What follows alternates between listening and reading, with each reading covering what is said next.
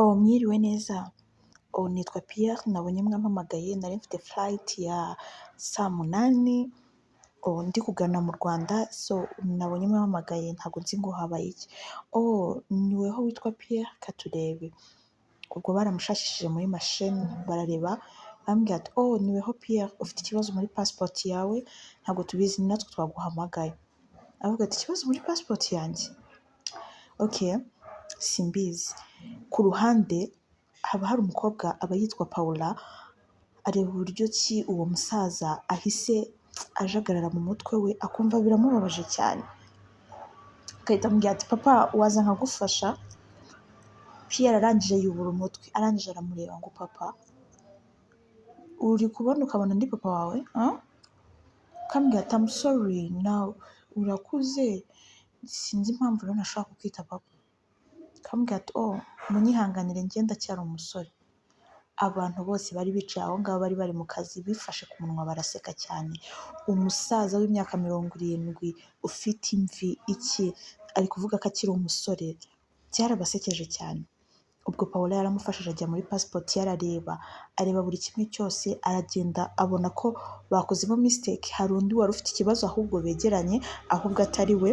Nibwo yahise asobanurira mugenzi we amubwira ati umuntu ufite ikibazo ni uyu nguyu, uyu Pierre nta kibazo na kimwe afite. Akavuga ati okay, ntabwo nari nabibonye neza, nakoze mistake. Bahita bahamagara Pierre bambwira ati Pierre turajya tugusaba imbabazi, twakoze mistake kubw'ikibazo runaka, ariko turi kubona ko nta kibazo ufite, ushobora gufightinga nta kibazo. Okay, murakoze cyane kandi nicaye ntegeze, none nabonaga amasaha yegereje. Ubwo barabahamagaye batangira kugenda, batanga imizigo yabo basigarana mike mu ntoki, baragenda binjira mu ndege. Indege yakomeje kugenda isa nk'isohoka ku kibuga cy'indege. Pierre yarebye uburyo avuye muri icyo gihugu, biraducanga cyane. Pierre yafashe flight arakomeza aragenda. Bakomeje kugenda, agenda atekereza cyane, ari gutekereza uburyo ki yageze kuri airport bakamwita umupapa. Biramubabaza cyane, akajya yisubirishamo akavuga ati ndi papa, si ubu nari nasaza kuko? Ndacyari muto, ndacyari umujene, sindashaka, ni gute umuntu ashobora kunsuzugura kuko akambwira ngo papa? Oh my god, ntabwo nzi ikintu ngomba gukora pe. Ubwo indege yageze mu Rwanda, ariho bavaga mu ndege bari kujya gufata imizigo yabo, hari bamwe mu bakobwa babafashaga bari bari aho hafi. Yarebyemo abakobwa abona harimo abakobwa beza cyane, arabitegereza ariko abona bo ntibamwitayeho, nta nubwo bashobora no kuvugana. Gusa yaje ababaye inzira yose, ubona ko ntabwo ari hamwe. Yababajwe n'uburyo bamwise papa, nta n'umwana yari yagira.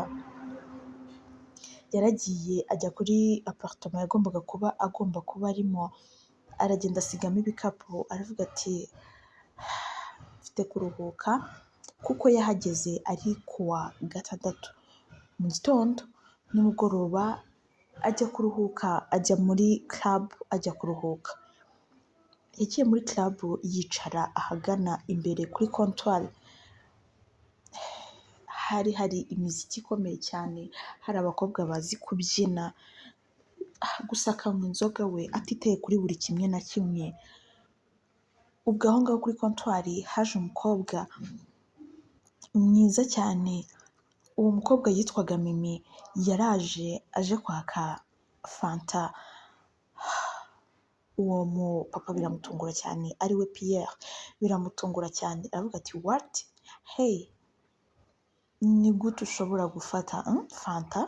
Are you serious? Umukobwa ariwe Mimi aramuhindukirana, aramureba cyane, aramubwira ati ni gute ntashobora kuyifata? Kuko ndayishaka, nanyweye cyane inzoga, so akanya ngezemo ndumva ntakeneye kunywa pe, ndumva nkeneye kuruhuka nkinywera fanta. Okay, so wanjoyininga siko niba nta kintu bigutwaye? okay. Ubwo uwo mukobwa yamujoyininze abona ko ni umusaza pe, yumvaga nta kintu bashobora kuvugana.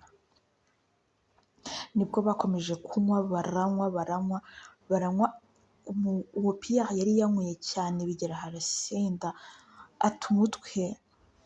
Ubwo uwo mukobwa ari we Mimi nta mutima mubi yagiraga, ariko nawe mu by'ukuri ntabwo yari ameze neza. Bose bagiye, Mimi yahise afata Pierre aragenda akodesha icyumba amushyiramo kugira ngo ataza kuza kugira ikibazo aho ngaho. Nibwo bakomeje bahita baryama, gusa icyo cyumba cyari kirimo ibitanda bibiri, kimwe kiri hirya ikindi kiri hino. Mimi yaraye kuri kimwe, Pierre arara ku cyo hirya. Bararyamye. Mu gihe bagiye kuryama Pierre ntabwo yari yagasinziriye, gusa yari kuvuga ati wa mukobwa we uri nde? Ni gute ushobora kuvuga ngo uranzanye hano? Njyewe uranzi, uzi uwo ndi we? Yabivugaga muri sanse y'ukuntu yasinze atameze neza, atangira kwivugisha avuga uburyo ki bamubwiye ko ari umupapa kuri airport kandi atari umupapa, yarabuze n'umuntu umubyarira kubera imyaka agezemo n'iki. Mimi yahise aba interested, yahise agira amatsiko yo kuba yamenya story y'uwo mugabo. Katugaruke inyuma tumenye story ya Pierre ndetse na Mimi. Pierre yakuze ari umuhungu umwe iwabo, yakuze ari umwana umwe, ariko agejeje mu myaka 20-25 baramukurikije iwabo. Yakuze abona buri kimwe cyose bakimuha, nta na kimwe abuze mu rugo, bigatuma atajya gukora senga cyangwa ngo ajye gushakisha ubuzima. Akura muri ubwo buzima, iwabo bamuha buri kimwe cyose, nta na kimwe abuze mu rugo iwabo. Ubuzima bwaje gukomeza, Pierre abayeho muri ubwo buzima. Pierre baje kumwishyurira ajya kwiga hanze, ajya kwiga mu gihugu cya Amerika, iwabo barasigara. Umunsi umwe iwabo bari bagiye muri picnic, bagiye gusohoka nk'umuryango. Ubwo hari murumuna we ndetse na mama we na papa we, bagiye muri picnic bafata imodoka baragenda. Bafashe urugendo hafi rw'amasaha 3. Muri uku kugenda bagiye bari kuvugana video call na Pierre, bamubwira uburyo ki bagiye muri picnic, ariko babwira ati umuze kugira umunsi mwiza, mwinjoyinge neza, nanjye igihe nzagaruka mu Rwanda nyine tuzavugana. Ariko Pierre kuba yarari aho hanze nta kintu na kimwe yakoraga, just yarigaga gusa. Iwabo bakamwohereza amafaranga, akabaho muri ubwo buzima atazi ngo gukora n'iki, gusa afite abashuti be bakora ariko we adakora. Pierre yari umwana wapfuye mu mutwe ku rwego ruhagije, ahubwo ashimishwa no kuba yanywa inzoga, akanywa ibiyobyabwenge, ahora muri ibyo ngibyo ari cyo kintu cya mbere cyonyine kimushimisha. Inshuti ze nta na zimwe zigeraga zimubwira ngo ziramutumira, wenda habaye nk'ibirori ntabwo zigeraga zimutumira n'umunsi n'umwe, ahubwo iyo babaga bagiye guhavinga fani, bagiye kunywa inzoga, kunywa amashisha, batumura amatabi, niho honyine bamutumiraga, kuko iyo yamaraga gusinda yahitaga bamenagamo amafaranga yose ababyeyi be bamuhaga yahitaga ayabaha. Akaba aricyo kintu cya mbere inshuti ze zimushimira cyangwa zimukundira, just kuba bamenamo amafaranga. Iwabo nibwo bakomeje kujya muri picnic, bagezemo hagati papa wabo ntabwo yari ameze neza.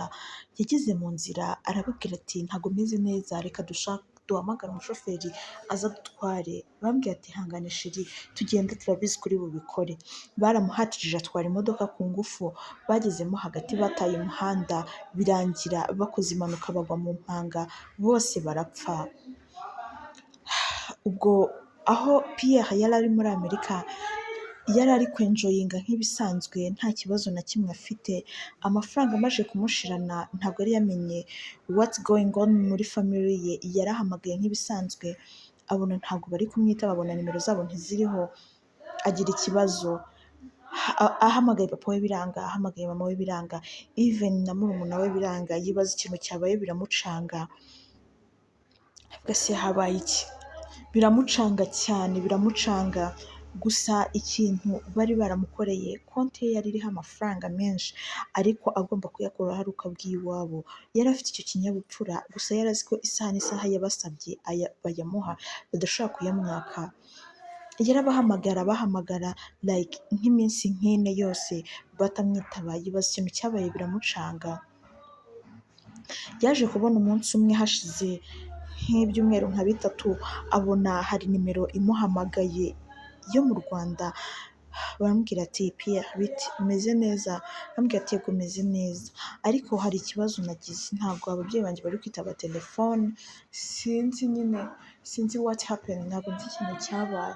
Arambwira ati oh okay sorry, impamvu tuguhamagaye ahubwo twagira ngo tukubwire ngo wagize ibyago, ari papa wawe, mama wawe ndetse na murumuna wawe bose bitabye Imana. What? Bitabye Imana byagenze gute? Bamubwiye story, bamubwira ko bari bagiye muri picnic, bagiye gutembera bakora impanuka, ahita yibuka ko ari wo munsi wa nyuma banavuganiyeho. Byaramubabaje yumva arababaye cyane, kuko yari ari guteganya ko ashobora kuza kubavugisha nimugoroba, kuko uwo munsi yari afite gahunda yo gusangira na bagenzi be. Byaramubabaje cyane, nibwo yagiye aho yabaga ababaye cyane, yumva biramurenze, nta bitekerezo bihambaye yari afite, oya pe, yari umwana wakuriye mu mafaranga, umwana utarigeze yiyumvamo se cyangwa ngo ababyeyi be bamutoze gukora akiri mutoya, oya, nta kintu na kimwe yari azi, byaramucanze biramutonda cyane. Yaragiye areba kuri konti amafaranga asigaranyeho, arareba akwiye kwishyura inzu, akwiye kwishyura minerivare, byibuze amafaranga yari afite kuri konti yagombaga kumwishyura minerivare nk'umwaka umwe, anaryamo anishyura n'inzu. Abona ntibyoroshye, yagiye gushaka akazi ahantu hose akabura, ashaka akazi ahantu hose akabura, bigera aho biramutonda biramurenga cyane. Yabuze uko abigenza, yarize ashyizeho umwete ariko afite n'ubwoba bwinshi cyane, yumvaga adafite uburyo cyangwa se yumva byamucanze cyane. Yageze aho umwaka urarangira, aratangira abona ubuzima buragoye, nta n'itike afite ngo asubire mu Rwanda, ntaki, abona ni danje. Yatangiye kujya akorera abantu, ahubwo amafaranga akoreye ukabona ntabwo yanasevinga ngo bikunde, ahubwo ni ugukora yishyura anarya kugira ngo abone ko ubuzima bwabaho.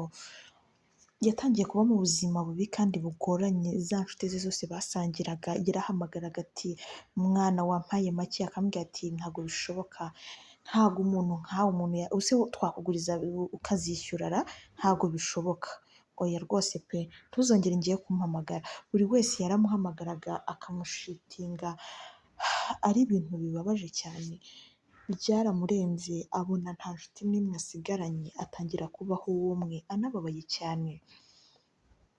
Yaratangiye arakora, yatangiye gukora afite hafi imyaka 30, nibwo yabonye ko ubuzima bugoye, ariho yatangiriraga ku kazi ka zero, hamwe bamuhaga amafaranga make cyane, hamwe ashobora gukora ukwezi kose akishyuramo inzu akanarya ntanabonemo n'umwenda, aho yo yakabonyemo umwenda akabikaho dukeya n'iki, ubuzima buragenda buramutonda cyane.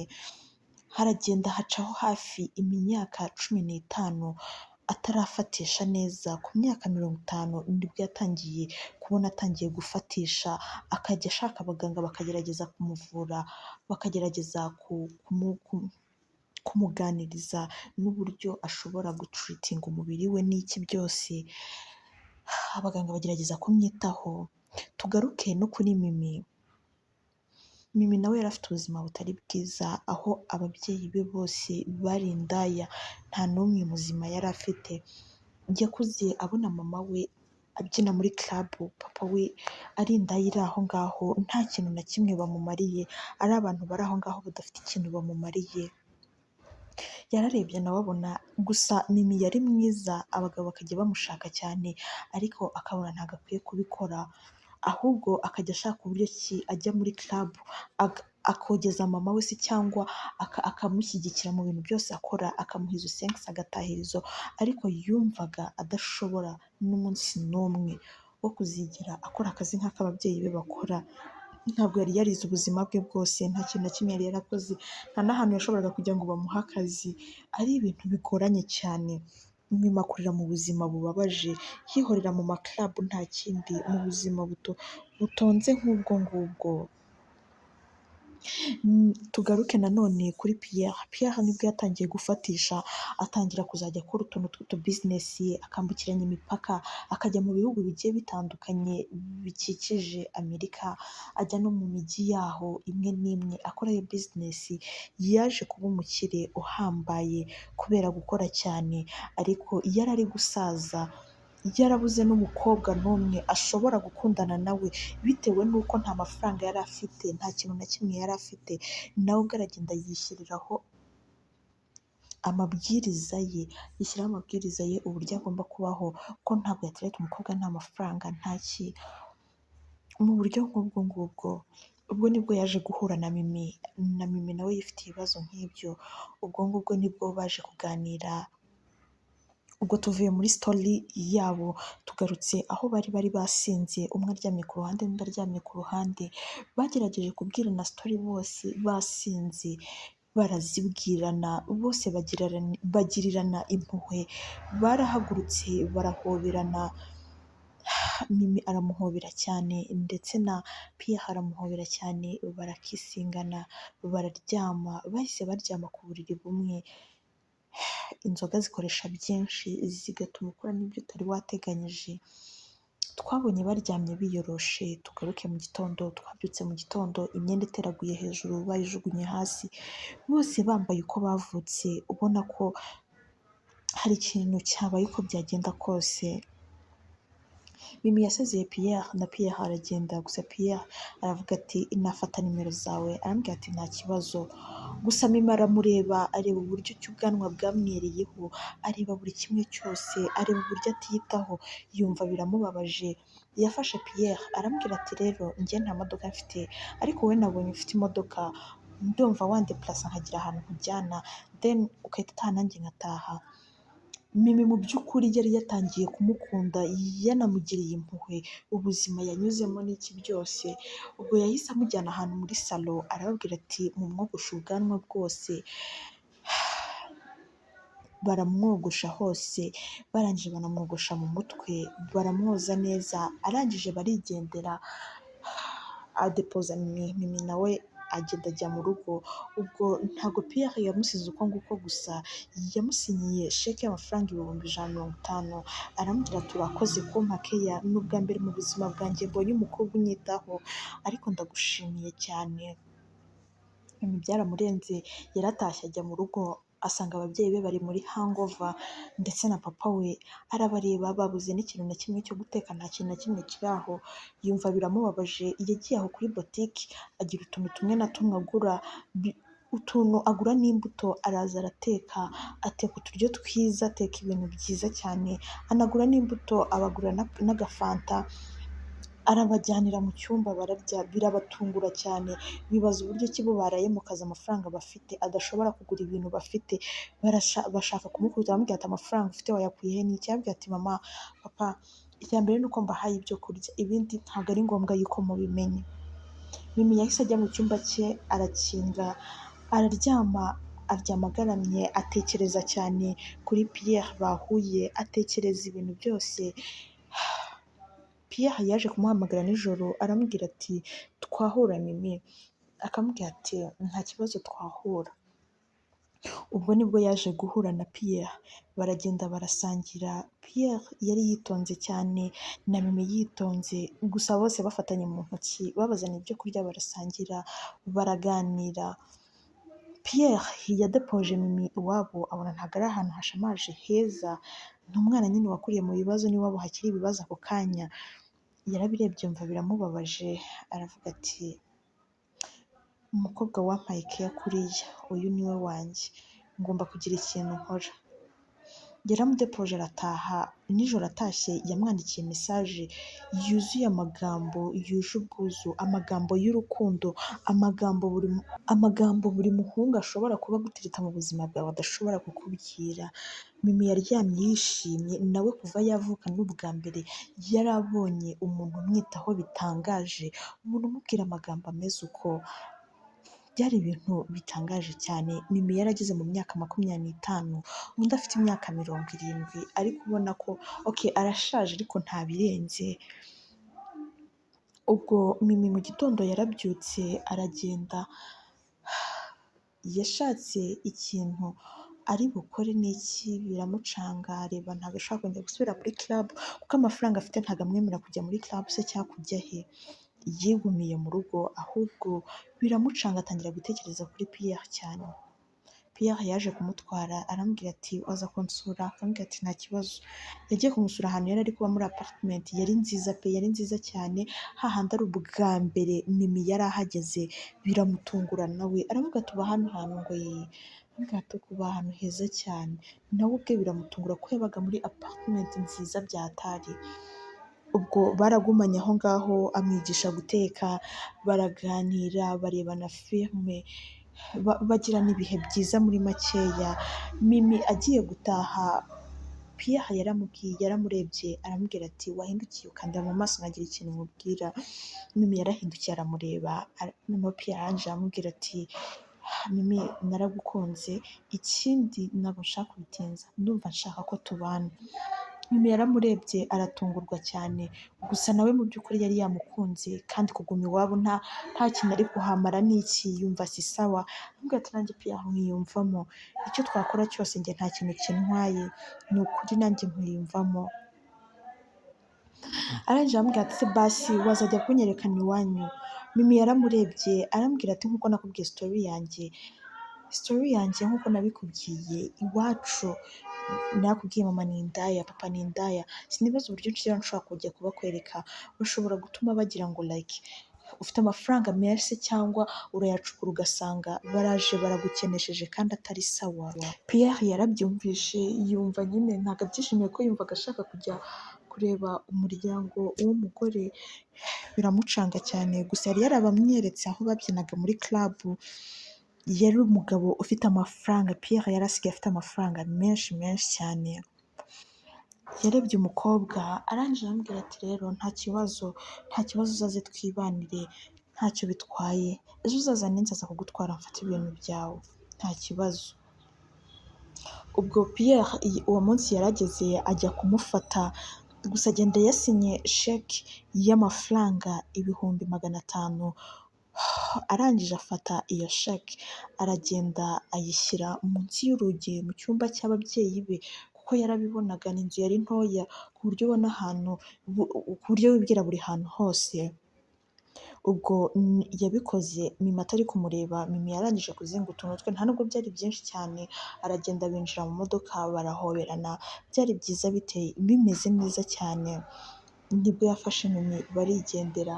Nimugoroba batashye, umubyeyi niwe wabanje kwinjira imbere mu rugo mu nzu, akinguye icyumba ahita abona agapapuro aragaterura, akibona abona ni sheke, yahise ayibika yihuse cyane, arayibika arayihisha. Arangije arahindukira asoma umugabo we, aramubwira ati sheri ndagukunda cyane. Aramubwira ati okay urakoze cyane ariko sinzi n'impamvu bimbwiye. Ubwo nibwo Mimi yajyaga kwibanira na Pierre. Umunsi wa mbere urashira, wa kabiri, wa gatatu batarabona Mimi ataha, bavuga se Mimi yagiye he? Babona icyumweru kirashize, ibyumweru 2, ibyumweru 3 birabacanga. Mimi nibwo yaje kujya kwibanira na Pierre, ubuzima burakomeza buranaryoha cyane. Ubwo ngubwo nibwo baje kubyarana umwana umwe w'umukobwa mwiza cyane, uteye ubwuzu, mwiza uhebuje. Nibwo bapangaga kujya mu murenge, baragenda bajya gusezerana mu murenge gusa, kandi Pierre yari afite ubwenegihugu bw'aho yabaga muri Amerika. Nubwo yavukiye mu Rwanda ariko ni nk'aho mu Rwanda hatari iwabo n'iki. Ubwo bamaze kujya mu murenge, nta muntu n'umwe bigeze batumira, bagiyeyo uwa babiri bonyine, barangije bajya guserebura bari babiri bonyine. Kubera ubuzima bubi baciyemo, nta nshuti n'umwe bumvaga bakeneye yo kuza kubabyinira ku mubyimba, n'umwana wabo niwe wenyine waje mu birori byabo. Baje gukatisha indege bajye kwibera hanze. Pierre arangije areba Mimi ntabwo yakundaga ababyeyi be kubera ukuntu bamubeshejeho nabi n'iki, gusa yarebye Mimi arambwira ati Mimi hari ahantu ushaka kujyana mbere y'uko turi bugende, barazinze ibikapu bashyira mu modoka bafata buri kimwe cyose barazinga. Mimi abona bagiye iwabo arambwira ati sheri ugiye hehe? Ati tugende nkubwire. Yaragiye asanga ababyeyi be bariyo arangije arabasuhuza, ubwo Pierre yahise afata ijambo arabwira ati rero mwa babyeyi mwe uyu mukobwa wanyu ninjye dusigaye tubana ndi umugabo we, yagiye atabibabwiye kubera ukuntu mwamubeshejeho nabi ntabwo abakunda cyane, rero mumwihanganire ubu ngubu twabaye umugore n'umugabo ubu tugiye kuba hanze. Dufite flight y'ijoro, bahise banamwereka umukazana wabo w'umwana barishima baranarira gusa bahita bigendera basigaye mu gahinda gakomeye.